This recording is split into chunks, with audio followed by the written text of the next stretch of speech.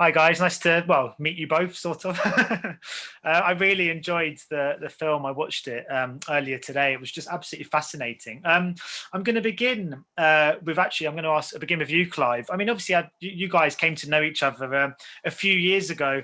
What makes this such a kind of fruitful collaboration? Because you two seem to have hit it off so well, and you're creating such brilliant content together as a result, I suppose.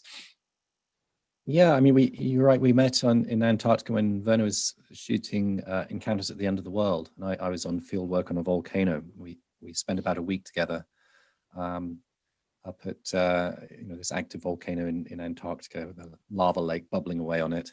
And that's where our friendship began. And I'd already been thinking of trying to get a volcano documentary going. So I'd been thinking along these lines, and I wanted to be more creative than I was able to be doing my scientific work. And Werner and I kept in touch over the years. And I made a brief appearance at the Rogue Film School just outside Gatwick with Werner, and Werner was in Cambridge showing Cave of Forgotten Dreams at the picture house here, and also at the archaeology department. So it was another encounter. And I think, what it is, the reason I wanted to make a film even before I met Werner was a dissatisfaction with most of the volcano documentaries I'd seen. I mean, apart from, an exception would be La Soufrière. Most of the made-for-TV documentaries are very formulaic, as you know. And it always seemed to me they missed being my specialism. I knew that they were missing the really interesting stories. They were missing the nuances, and there was also so much kind of the entanglements of nature and culture that they left out. It was always sort of doom and gloom. And so, we ended up working together on Into the Inferno, and it was just a revelation for me. I knew a bit. Obviously, I already knew Werner's work.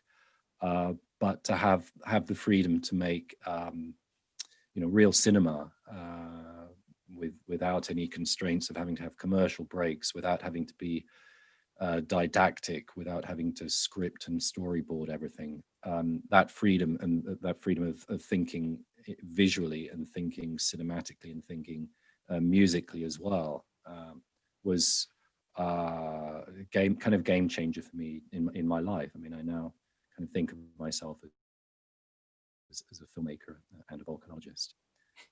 Yeah, and Werner, I mean, one thing, and this film does fantastically, but something you've always done across your career is to be so informative and educational, but never feeling academic. I never feel like I've stuck on a video I've had to watch at school. It always feels like I'm learning, but being entertained. What is that process like for you, as when you're kind of writing the narration and stuff, to make sure that it manages to ever avoid feeling like something that they'd show at schools, and maintain that kind of cinematic aspect, which this movie does so well? Well, it was always clear we must not be didactic, we must not be boring. The excitement that has to come across for science and for movie, that's its essence. And of course, writing itself comes while I'm editing. And of course, Clive was part of this. And I normally write on yellow pads spontaneously what needs to be said and what needs to be commented. And I have a microphone, a very professional microphone, and it's only a step away, and I speak the texts right away.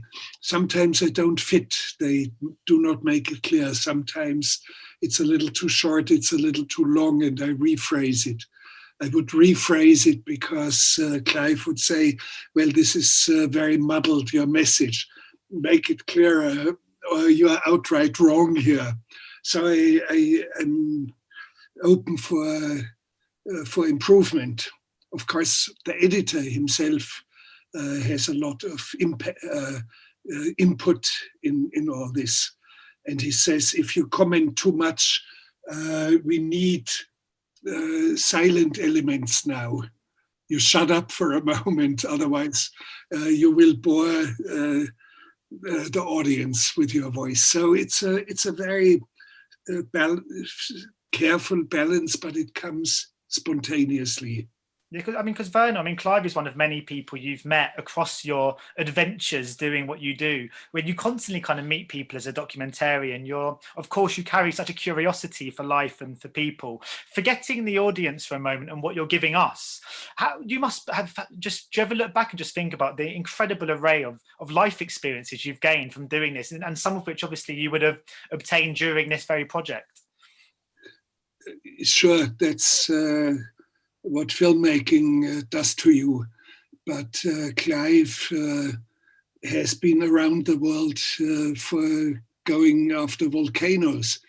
And he's been literally around the world, Antarctica, Indonesia, and lives there with the people. So Clive, you have probably lots of formative moments.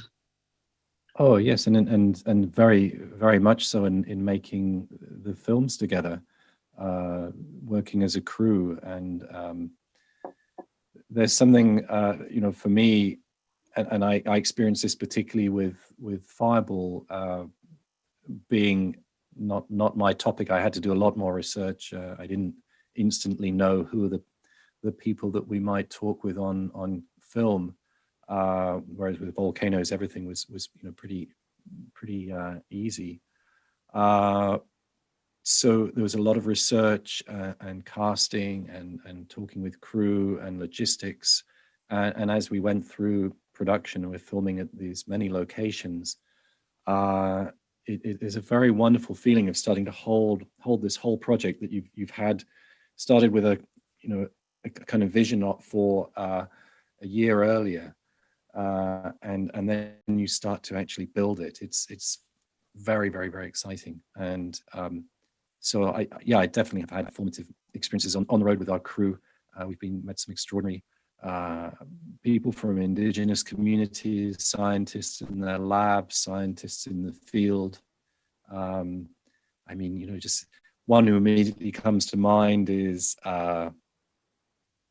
Professor Tim White, an anatomist, paleoanthropologist, who's into the Inferno, and I spoke with him on the phone in his office in Berkeley, and it didn't prepare me at all to meet him in the field where his spirit soars and he's wild as he's explaining how human fossils end up being preserved.